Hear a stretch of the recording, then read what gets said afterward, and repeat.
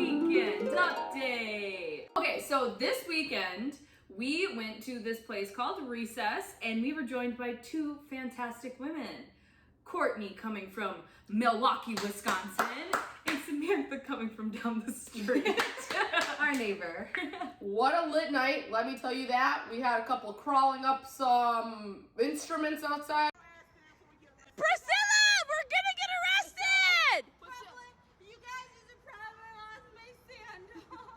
We got too many tequila shots. Way too much. Rihanna, no paparazzi today. Are you hammered? Are you hammered? Are you hammered? Are you hammered? Hey. I don't feel well. I've never felt so hungover in my entire life. Yeah? And you had to Yeah? work. Guess who had to wake up at 7 to go to work? You guys ever had I'm pretty sure I set my alarm. Set my alarm. I didn't even see them give us a salad.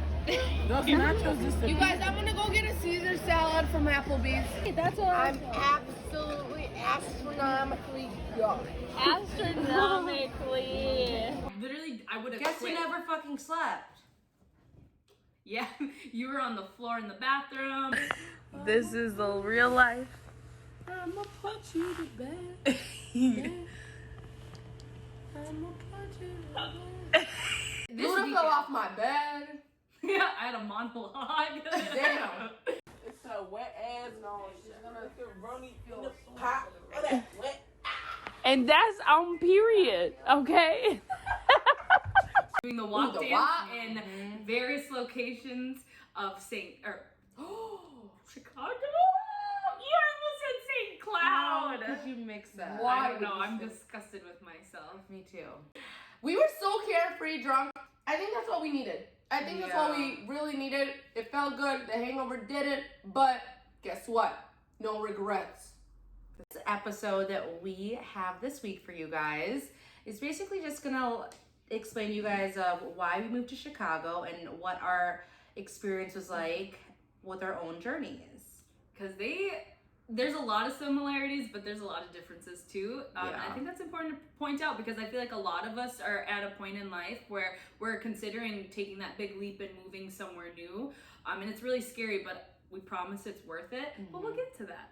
I was the first one in Chicago after we graduated. I literally had my job the next week. Yeah. And that was like the biggest move and like the biggest scare. It was so hard for me to move here because I was all alone. We actually didn't even have our own place. I was living out of a suitcase for the whole month of May at Samantha's house, sharing the exact same bed with her, and let alone I had to commute all the way downtown Chicago, and it's not like your typical like Minneapolis. There's so many like trains to take and so many buses, and it was just a disaster. My time actually in Chicago the first month was pretty rough.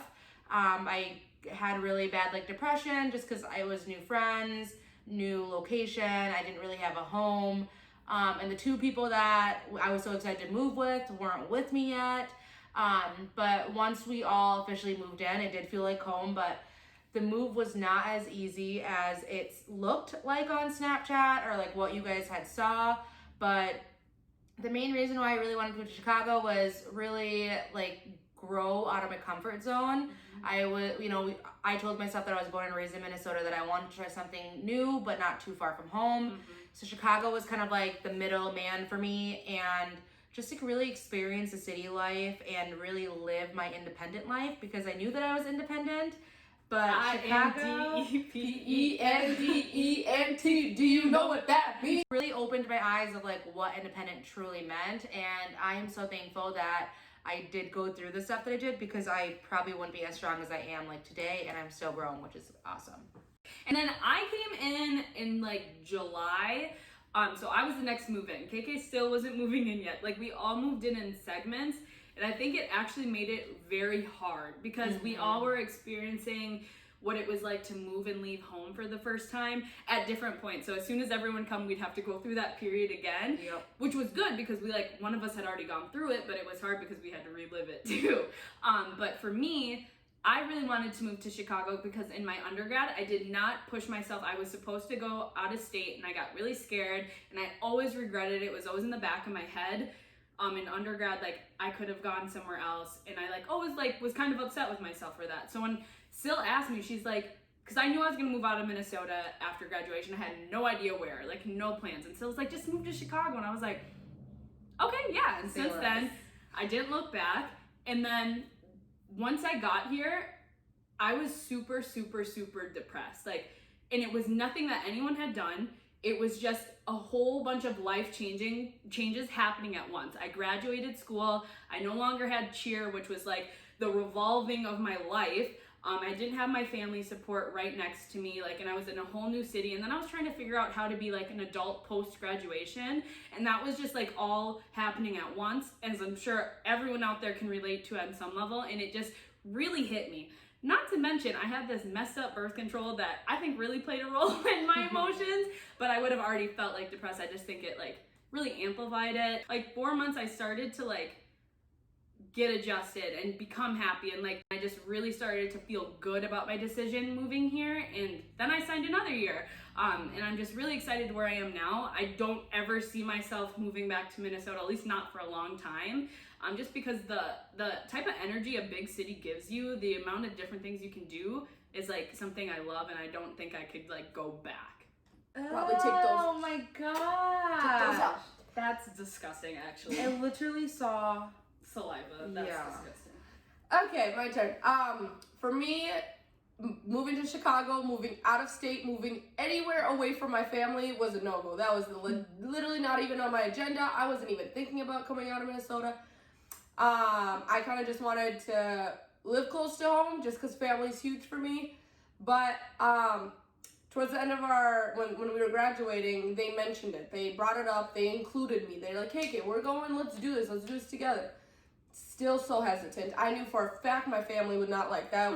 But I know you're supposed to live for yourself. You make your own decisions. But I just knew it wasn't something realistic. Like, financially, no. Like, I was just all over the place. I wasn't going to do it.